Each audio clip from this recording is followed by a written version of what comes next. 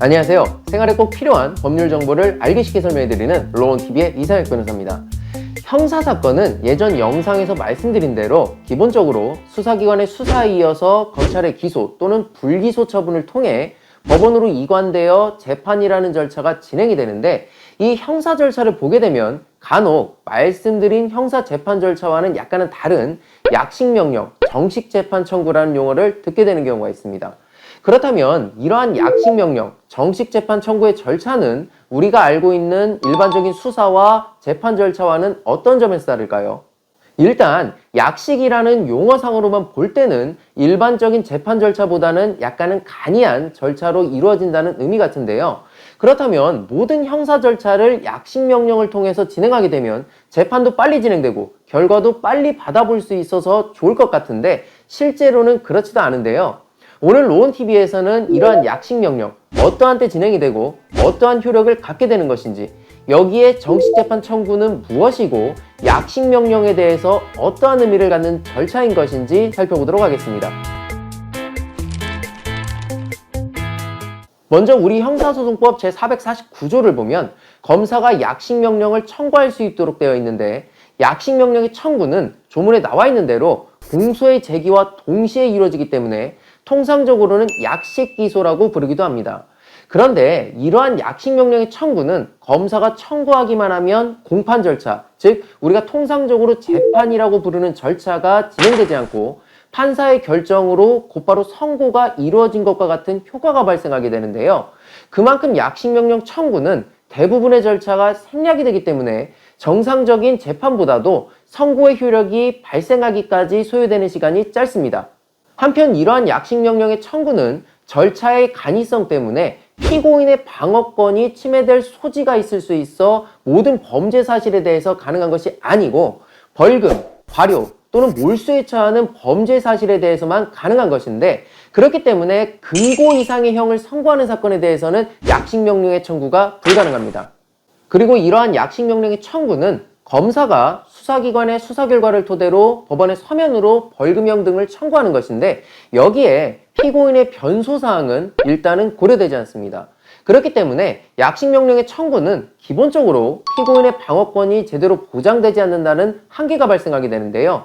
우리 형사소송법 제453조는 이러한 한계점을 보완하기 위해 피고인의 정식재판의 청구 절차를 마련하여 두고 있는데, 쉽게 표현하자면 검사가 약식명령 청구를 하고 그 내용을 피고인이 법원으로부터 받아본 이후 피고인이 이에 불복하여 직접 자신이 변소사항을 법원에 변론함으로써 검사의 약식명령 청구에 따른 법원의 결정을 변경하고 싶다면 원래의 절차인 재판을 열어달라고 법원에 정식재판을 청구할 수 있도록 되어 있는 것이죠. 따라서 피고인이 검사의 약식명령 청구에 대해서 이에 불복하여 법원의 정식재판 절차를 청구하게 되면 약식명령 청구는 효력을 잃게 되고 원래의 진행 절차인 재판 절차로 이어지게 됩니다. 참고적으로 정식재판이라는 용어는 특별한 것이 아니고 간이한 절차인 약식이 아닌 원래 진행되는 형사 절차, 즉 정식으로 진행되는 재판이라는 의미입니다. 한편 이러한 약식명령의 청구는 한 가지 중요한 쟁점이 하나가 있는데, 바로 불이익변경금지 원칙의 적용 부분입니다. 이 부분은 사법시험에도 종종 출제되기도 하는 쟁점인데, 즉 피고인이 검사의 약식명령 청구에 대해서 아무런 대응을 하지 않고 7일을 도과하게 되면 그대로 검사가 청구한 벌금, 과료 또는 몰수의 형을 받게 되는데, 만약 피고인이 위 검사의 약식명령 청구에 불복해서 정식재판을 청구하게 되는 경우 가만히 있었을 때보다 중한 형을 선고받게 된다면 피고인으로서는 다소 억울함이 있을 수 있겠죠. 그래서 우리 형사소송법은 피고인이 정식재판을 청구하는 경우 검사가 약식명령으로 구한 형보다도 중한형으로 선고하지 못하도록 하고 있었습니다. 즉 다시 말해서 검사가 벌금 300만 원 약식명령을 청구했다면 피고인의 정식재판 청구에 따른 재판에서도 벌금 300만 원을 넘어서서는 형을 선고하지 못했던 것이죠. 그런데 법률의 규정이 이렇다 보니까 약식명령 청구에 대해서 무조건 정식재판 청구로 이어지게 되어 의미 없는 정식재판이 많아지게 되는 문제가 발생하게 되었고, 이러한 반성적 이유로 형사소송법이 개정되었습니다. 그래서 현재는 중한형이 아니라 중한 종류의 형으로 선고하지 못하도록 개정이 되었는데, 따라서 검사가 약식명령 청구로 벌금 300만 원을 구하였다면 법원은 경우에 따라서 이제는 벌금 500만 원을 선고할 수도 있지만 징역형으로 형의 종류를 변경할 수는 없게 되었습니다. 참고적으로 이러한 형종 상향 금지의 원칙은 여러 범죄 사실이 병합된 경우에도 똑같이 적용이 되는데, 우리 대법원은 피고인이 절도죄 등으로 벌금 300만 원 약식명령을 받은 후 정식 재판 청구를 한 사안에 대해서 법원이 통상적인 절차에 따라 공소가 제기된 다른 범죄와 병합하여 선고를 하는 경우 형종 상향 금지의 원칙은 피고인이 정식 재판을 청구한 사건과 다른 사건이 병합 심리된 후 경합범으로 처단되는 경우에도 정식 재판을 청구한 사건에 대하여는 그대로 적용이 되기 때문에, 만약 법원에서 정식 재판을 청구한 사건과 다른 병합 사건들 모두에 대해 선고를 하면서 각 징역형을 선택하여 선고하였다고 한다면 이는 위법하다고 판시하였습니다. 약식명령의 청구와 정식 재판의 청구, 이제는 한꺼번에 정리가 되셨죠?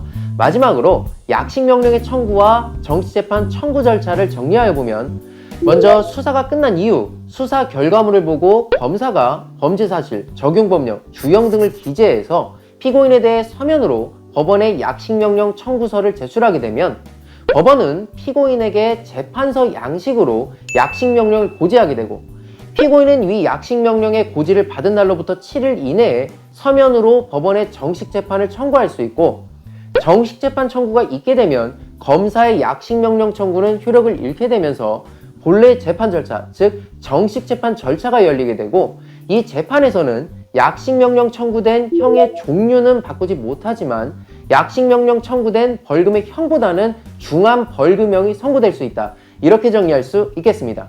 약식명령 청구와 정식재판 청구, 이제는 어려워하지 마시고 약식명령 청구가 되었다고 한다면 말씀드린 내용들을 잘 숙지하셨다가 효과적으로 대처하시면 되겠습니다. 지금까지 로운TV의 이상혁 변호사였습니다.